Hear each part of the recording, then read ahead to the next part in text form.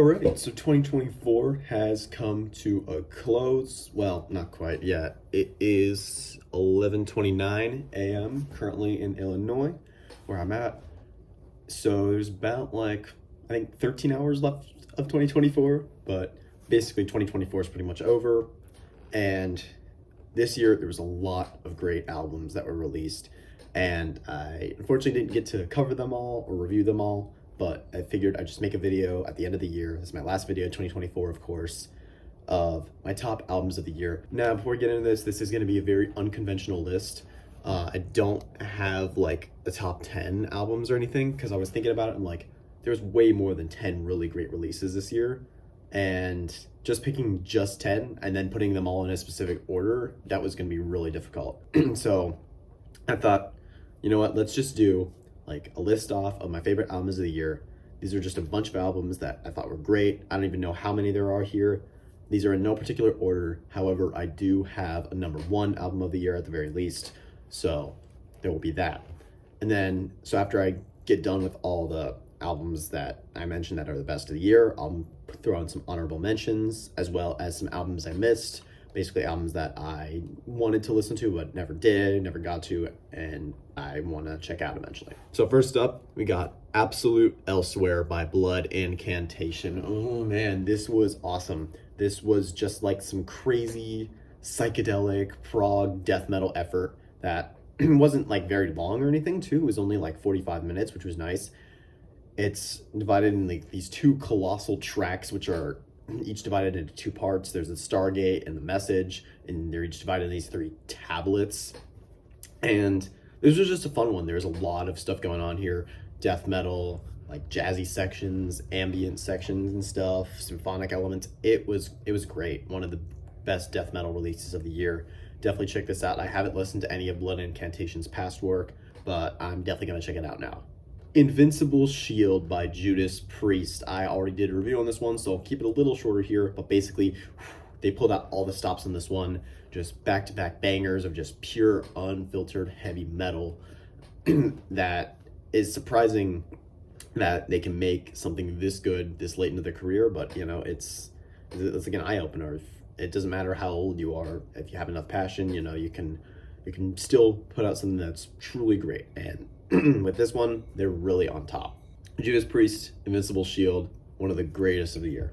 Les Chants de l'Aurore by Alcest. Alcest is one of those bands that I feel doesn't get enough attention. They have a decent following, but I don't think they really get enough recognition or are talked about a lot on the internet. And with their newest album, Les Chants de l'Aurore, which I think I'm pronouncing that right, and I believe that's French for the Songs of Dawn, they just keep doing what they do best. I was pretty impressed with their last album, Spiritual Instinct, although it was really, really dark. This one is kind of a contrast to that. This is much more uplifting and kind of dreamy, all these different soundscapes and lush, warm stuff going on. There's black metal vocals, but it's not just that. There's plenty of clean sections, instrumentals. It's just they're kind of a band that's a little hard to categorize.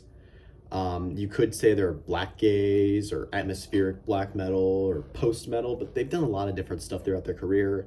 They had that one album, Shelter, where it was just basically post rock and dream pop. There was no metal on it whatsoever. There was a couple of their other albums too, but yeah, this one was great. This is among their best. The Return of Tomorrow by Fu Manchu. Just like Alcest, I believe Fu Manchu is one of those bands where they're underrated. They have a decent following, but they don't get enough recognition, or don't get nearly enough recognition that they deserve, especially because considering they're one of the biggest cornerstones in the stoner rock genre, and they're one of the more better known bands, but I don't see them getting talked about a lot. And with this new album, The Return of Tomorrow, I did not see a lot of coverage on it. I did not see a lot of reviews or it being placed on end-year lists, but here I am. I'm putting it here. I would probably say this is the best hard rock album of the year. It's just a lot of fun. They keep just doing what they do best. It's just plenty of fuzzy, heavy riffs and stuff. And there's even a lot of chill sections in here too, chill songs. It's just perfect to listen to. You're in it's the summer, you're in a van or a convertible, and you're driving along the beach on in California or something, and then you get out and you just relax and chill. It's like kind of take in the sounds of the ocean. It's not like ambient or anything, but it's just like cool to listen to for like those fun like summer party vibes. So probably the best hard rock album of the year. I wouldn't say they're necessarily metal, but they do have some metal elements. But through and through, they'd say like they're stoner rock, even if I don't know if they like being labeled that. But yeah, great album, really fun. Saviors by Green Day. This was interesting because their last album was absolutely terrible, definitely their worst album. So it's like they can't get any worse than this, right?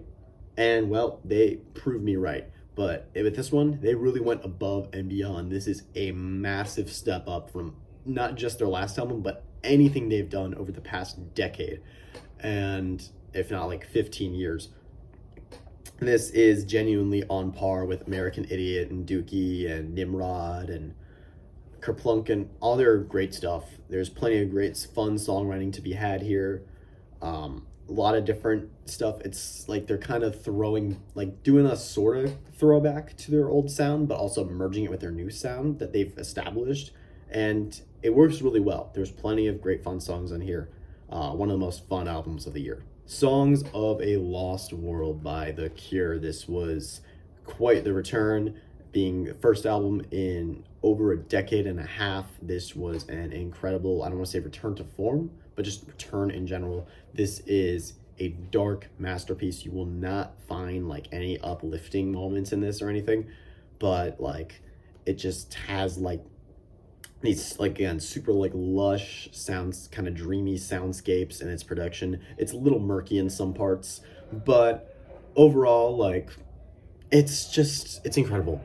It's definitely, there's some, again, production issues, minor ones here and there, but for the most part, the songwriting, it's just kind of something to like get lost in and stuff. Anyway, sorry if you hear talking in the background. That's just like some guy that's coming over. The Stygian Rose by Crypt Sermon. Crypt Sermon are a new, semi-new, up-and-coming doom metal act, and I'm surprised I missed this because I'm super huge into doom, stoner, sludge metal, and if you're a fan of doom metal, this is one of the greatest doom metal releases of the year. You should definitely check this out. This was a lot of fun, a cool, like, sort of throwback to, like, that old school doom metal like Candlemass and Saint Vitus, Trouble, Pentagram, all that fun stuff. But at the same time, it's giving it like this sort of modern sound, and it even speeds up in some parts. It has even some more thrashier riffs here and there. I mean, for the most part, it's through and through doom metal. But this was a lot of fun. I'd say maybe the vocals are a bit of an acquired taste, but this was really great. The Underworld Awaits Us All by Nile, another contender for one of the best death metal albums of the year. Nile just keep doing what they do best. They do like their whole Egyptian, Middle Eastern like kind of sounds and like mythology and their lyricism. They have like these symphonic elements, and they have these like instrumental passages, Middle Eastern scales and textures. And at the same time, they obviously still do their great brutal death metal and technical death metal sound that they've established. And this is another really, really solid death metal effort. And I don't really think there's a lot even that's too bad about this one. So definitely give this one a listen. You Won't Go Before You're Supposed To by Knocked Loose. This is the album of the year that's getting the most traction. I did a review of this just a couple days ago, and it's getting a lot of coverage. Their Knocked Loose are really blowing up. This is being put on a lot of end-year lists as the #1 album or metal album of 2024. And while it's not my #1, there is a lot of fun and brutality to be had here. This is just unrelenting hardcore that just goes full on, full force and stuff. There's these insane screams. We got the collabs on here with Poppy and Motionless in White. There's a lot of really, really fun stuff to be had. It's just great. The only thing, again, I'd say, and I said this in my review of the album, is it's really loud and it doesn't really have any breaks. So, I mean, if you're not like super into this sort of style, you probably won't like this. But overall, just fun, brutal, hardcore and metalcore that the scene really needed in these days. Ihsahn, self-titled. I'm not familiar with Ihsahn's past work, but I'm a pretty big fan of Emperor. So just kind of hearing this, it sounded pretty similar to Emperor, but I mean, for the most part, everything it does really well. It's the symphonic black metal sort of concept album that's not really trying to cater to any specific audience. And again, like I said, everything it does really well. The only issue is like maybe the production is a little too like compressed in some parts, but for the most part, it's not boring. That's the most important part. That with albums of this style, it's only around 50 minutes, and there's just all this like tension, release, build-ups, drop-offs. It's just one of the most fun like story like centric concept albums of the year. Definitely check this out. The Last Will and Testament by Opeth.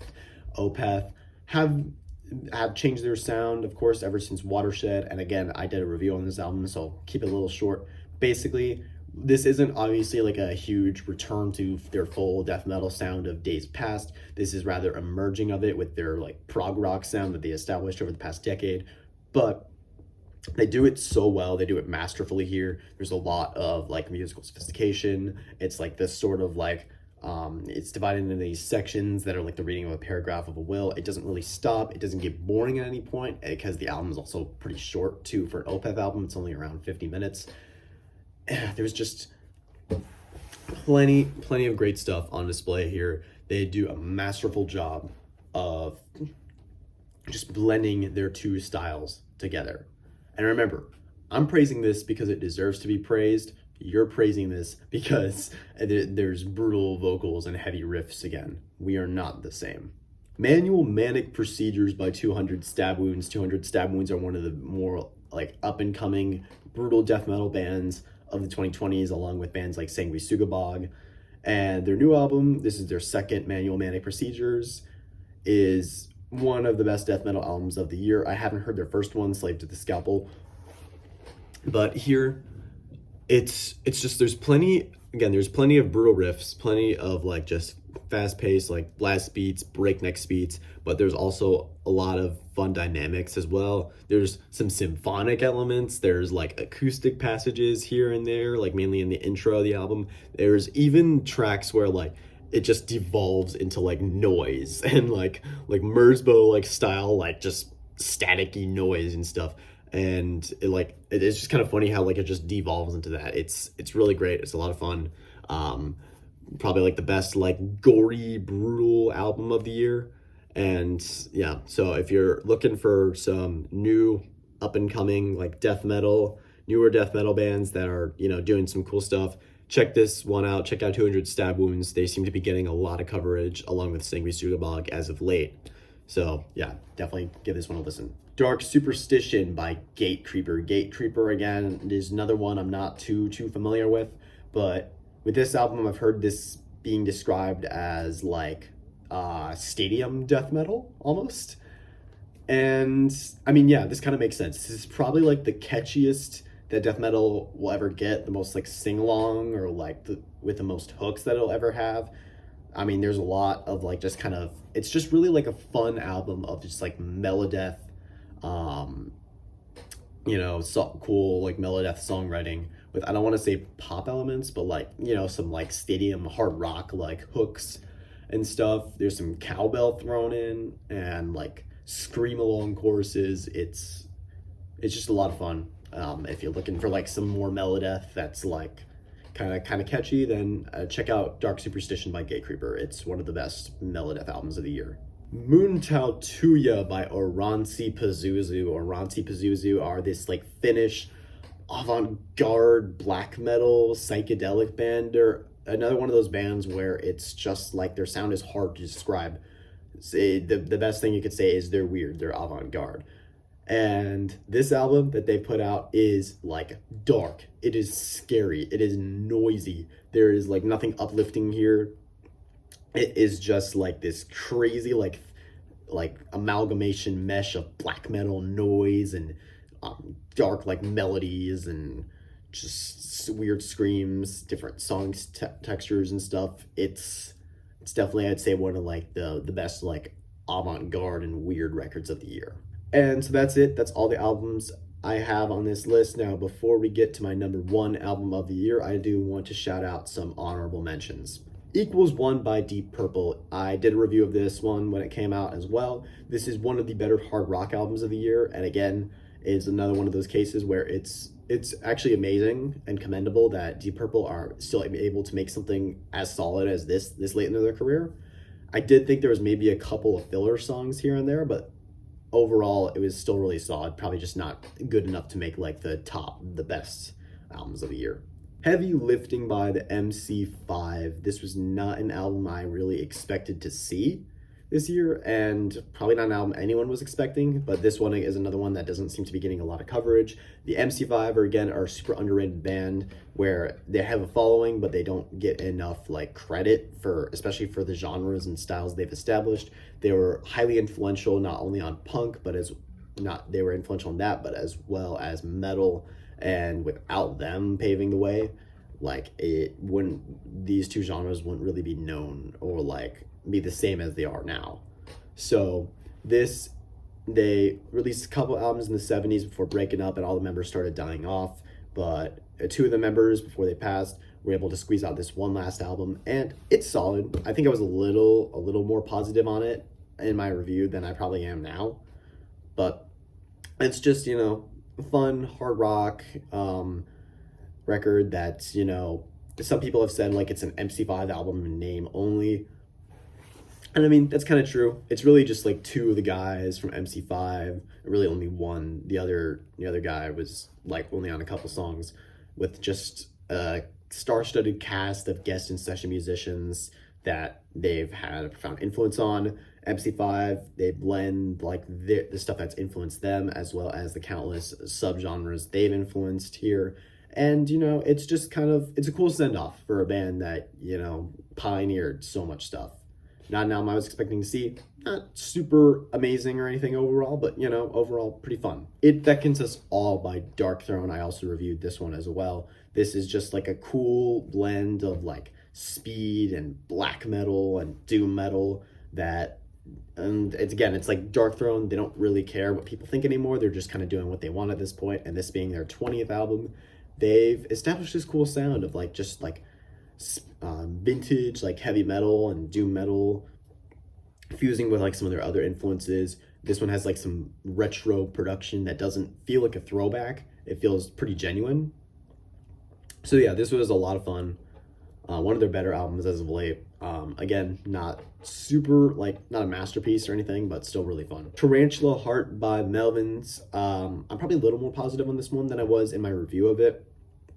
Basically, the Melvins just kind of keep doing what they're doing with like noisy stuff. The only thing I would say here is like two of the tracks, which one of them being 20 minutes, were kind of just like filler, didn't really go a lot of places and stuff.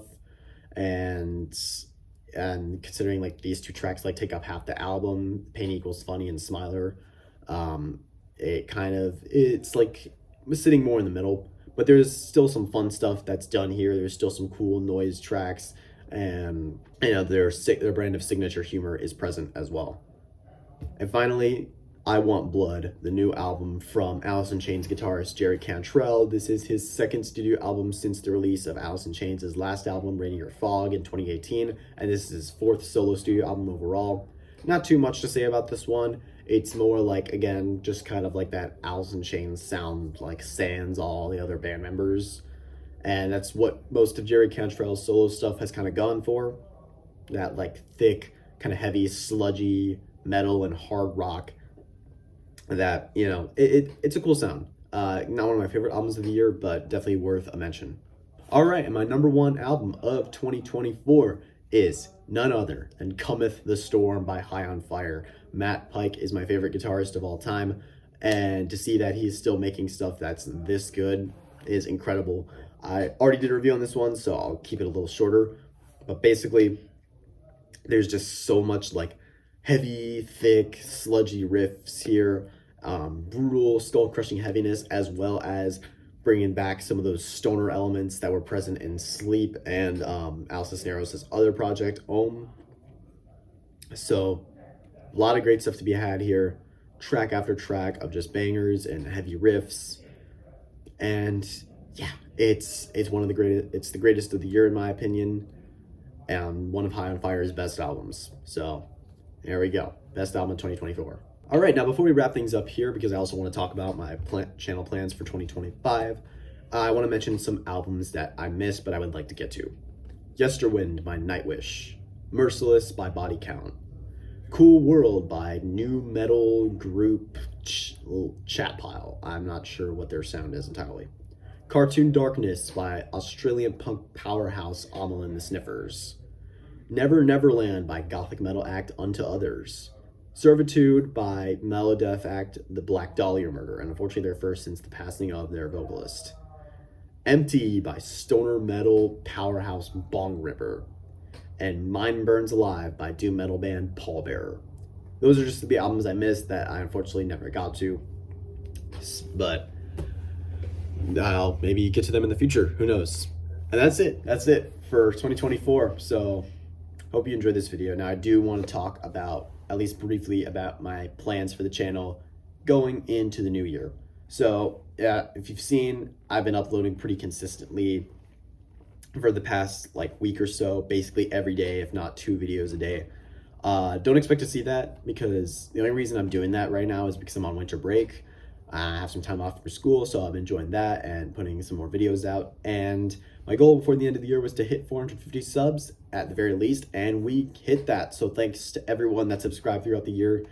Goal for the end of next year, 500 subs is probably attainable, so maybe let's set a bit of a higher goal, maybe 600 or 700, between those two numbers.